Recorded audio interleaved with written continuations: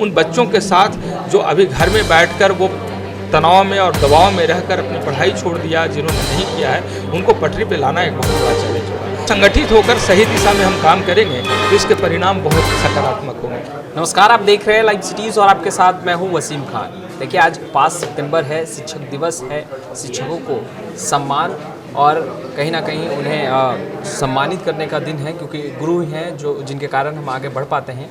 और हमारे साथ कैब के फाउंडर मेंबर विपिन सिंह जी मौजूद हैं। सबसे पहले हम इनसे जानने की कोशिश करेंगे कि आखिर ये कैब है क्या और ये कैसे वर्क करती है और विज़न क्या है। सर, ये कैब जो है, ये कैब है क्या? ये पूरा नाम कैब का क्या है और कैसे ये वर्क करती है और विज़न क्या रहा है इसके पीछे का? धन्यवाद जी। सबसे पहले आज शिक्षक दिवस पे आप सभी जो हमारे राज्य और राष्ट्र के शिक्षक हैं और इस राष्ट्र से भी पूरे विश्व में जो शिक्षक हैं, जो शिक्षक दिवस के दिन पे इस भारत को एडमायर करते हैं, मैं सभी शिक्षक को सम्मान देता हूं, सबों को हार्दिक बधाई और अभिवादन करता हूं, सब लोगों को शुभकामना प्रेषित करता हूं। कैब के बारे में जहां तक आपने पूछा, ये cab coaching association of Bihar oblique Bharat है, जिसकी शुरुआत आज से 1 वर्ष पहले हुआ।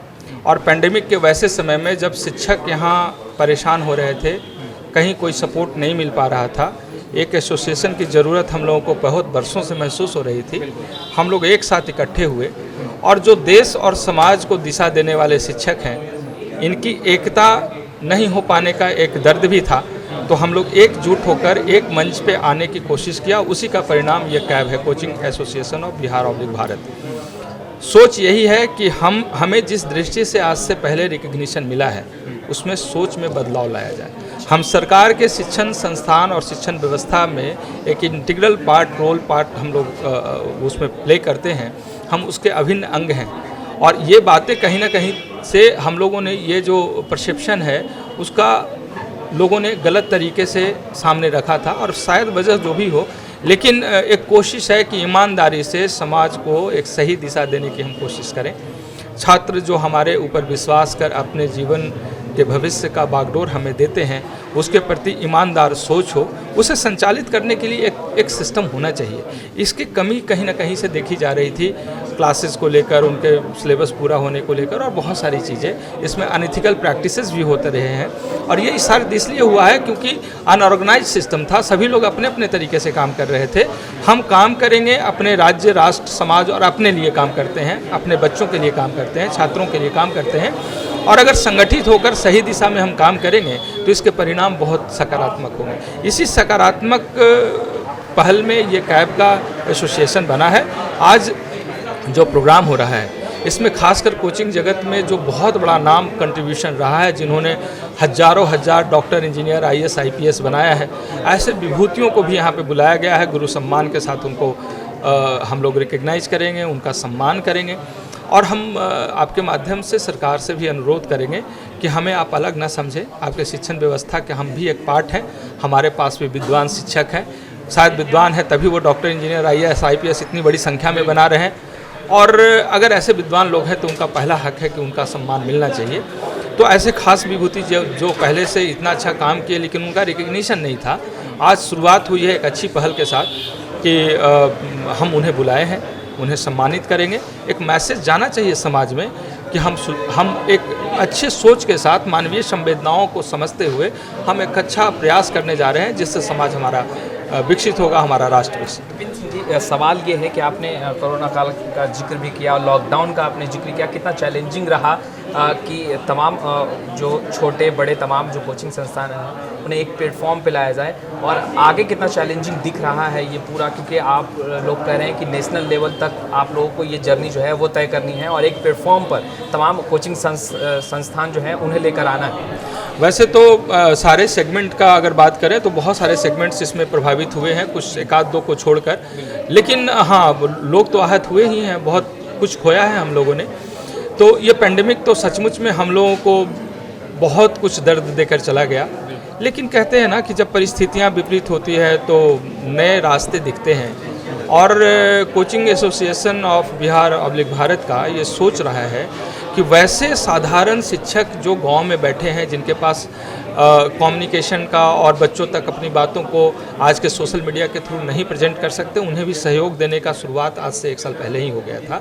तो एक तो सकारात्मक वहीं से भाव बदला है। चैलेंजिंग तो निश्चित रूप से है, सब लोगों के लिए है, लेकिन कोचिंग निश्चित एजुकेशन व्यवस्था, चाहे वो स्कूल हो या कोचिंग हो, सब लोग बहुत प्रभावित हुआ है।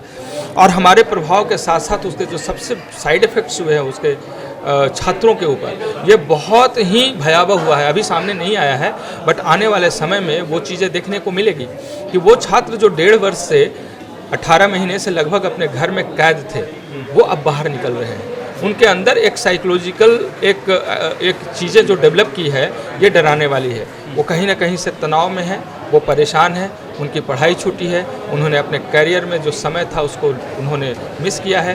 तो ये सारी चीज़ों का एक साइड इफ़ेक्ट भी आएगा, और ये सारी जिम्मेवारी हम सब लोगों पे है, हम पूरे समाज पे है और सरकार पे भी है। सरकार भी इसका सकारात्मक दृष्टि से अगर काम करे तो निश्चित रूप से उन बच्चों के साथ जो अभी घर में बैठकर वो तनाव में और दबाव में रहकर अपनी पढ़ाई छोड़ दिया, जिन्होंने नहीं किया है, उनको पटरी पे लाना एक बहुत बड़ा चैलेंज होगा। तो कोविड के साइड इफ़ेक्ट्स तो बहुत होने वाले हैं, लेकिन हाँ, इसी बीच में कोई नए रास्ते आएंगे और उस रास्ते का तलाश हम लोग सब मिलकर करेंगे। उम्मीद करते हैं कुछ अच्छे रास्ते दिख जाएंगे और हम लोग अच्छे तरीके से आगे बढ़ेंगे। किन किन लोगों को आज चयनित किया गया है, सम्मानित किया जा रहा है? कैब गौरव सम्मान जो आप लोग आज देने जा रहे हैं? एक तो रास बिहारी सर हैं, जो एक बड़ा नाम है हमारे संस्थान में, मतलब कह सकते हैं कि कोचिंग एजुकेशनल सिस्टम में उन लोगों ने एक बहुत बड़ा कंट्रीब्यूशन दिया है। राज्य ही नहीं, राष्ट्र भी उसके लिए ऋणी है ऐसे व्यक्ति का। अख्तर साहब हमारे बीच नहीं हैं, उनकी धर्मपत्नी आई हुई हैं।